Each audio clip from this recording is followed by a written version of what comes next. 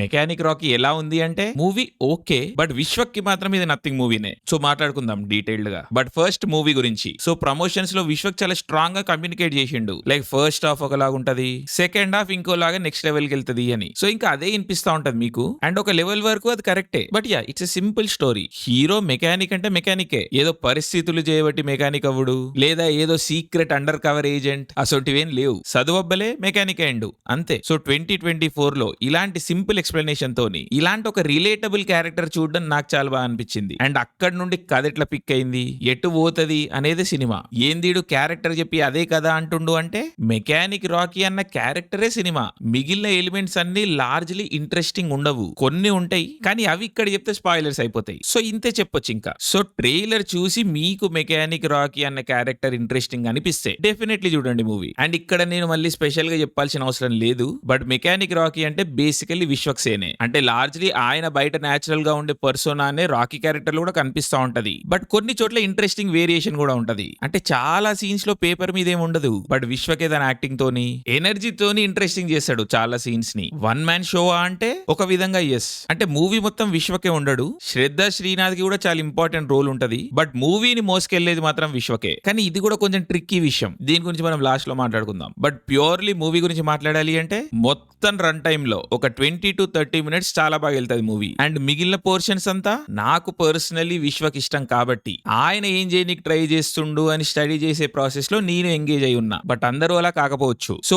ఆ ట్విస్ట్లు మీకు వర్క్ అయితే లాగేస్తుంది సినిమా, అండ్ వర్క్ కాకపోతే చెప్పలేం. సో యా, నాకు పర్సనలీ అయితే లాగేసింది. సో చూడాలి మరి. ఇంకా ఎంటర్టైన్మెంట్ ఫ్యాక్టర్స్ అవి మాట్లాడాలి అంటే ఫస్ట్ లో ఒక ఫ్లాష్ బ్యాక్ వస్తుంది, కొంచెం తేడాగా ఫన్నీగా ఉంటది అది, బట్ ఇట్స్ కూల్, నాకు నచ్చింది అది. బట్ దాని తర్వాత అక్కడక్కడ చిన్నగా లాఫ్స్ రావచ్చు కానీ లార్జ్లీ జోక్స్ ఏముండవు మూవీలో. సాంగ్స్ కూడా డీసెంట్, అండ్ బ్యాక్గ్రౌండ్ స్కోర్ కొన్ని చోట్ల బాగుంటది, కొన్ని చోట్ల బేసిక్ ఉంటది. వేరే సినిమాల్లో ఆల్రెడీ వినేసినాం అన్న ఫీలింగ్ ఇస్తా ఉంటది. So music hit and miss overall. So movie out and out entertainer అని మాత్రం చెప్పలేం, బట్ ట్విస్ట్లు వర్క్ అయినాయి.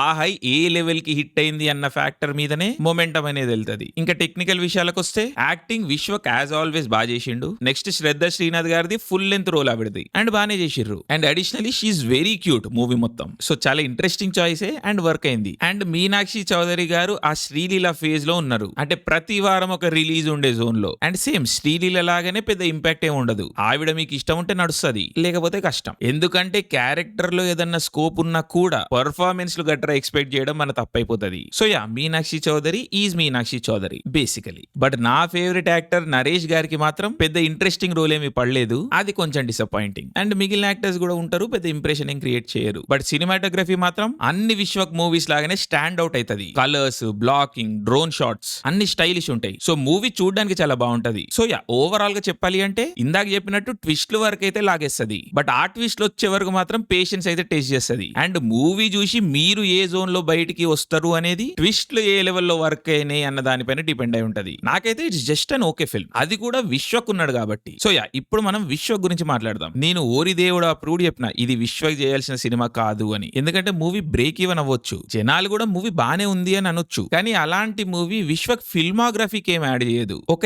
ఇమేజ్ సెట్ గాని హీరోలు చేసే కథలు అవి. సేమ్ మెకానిక్ రాకీ కూడా అంతే. ఒక 5 కోట్లలో ఎవరో అప్కమింగ్ హీరో చేస్తే కథ వేరేలా ఉంటది ఇది. బట్ విశ్వక్ ఈ స్టోరీ చూస్ చేసుకొని కథ and scale March film making, craft, performance ఇవన్నీ ఇన్వెస్ట్ చేసి ఈ మూవీని ఎలివేట్ చేసి ఈ లెవెల్ కి తీసుకొచ్చిండు. బట్ అయినా కూడా ఎటు పోదు ఇది. ఎట్ బెస్ట్ అల్టిమేట్లీ ప్రొడ్యూసర్ కి ప్రాఫిట్ రావచ్చు, బట్ విశ్వక్ కెరియర్ కి ఏం యాడ్ కాదు. అండ్ మూవీకి కూడా పెద్ద లైఫ్ ఏం ఉండదు. గ్యాంగ్స్ ఆఫ్ గోదావరి, దాస్ కి దమ్ కి మీకు నచ్చొచ్చు నచ్చకపోవచ్చు, బట్ అర్థమైంది మనకి ఇవి పేల్తే గట్టిగా పేల్తాయి, నెక్స్ట్ లెవెల్ పోతాయి అని. అండ్ అశోకవనంలో అర్జున కళ్యాణం లాంటివి క్యూట్ సినిమాలు, లైఫ్ ఉన్న సినిమాలు, ఒక ఆర్టిస్ట్ లాగా నిలబెట్టే సినిమాలు. సో అలాంటి మూవీస్ ఒక వాల్యూని ఇస్తాయి. బట్ మెకానిక్ రాకీ అన్నది ఎక్కడా ఫిట్ కాదు. సో ఒకటే ప్రశ్న, వై?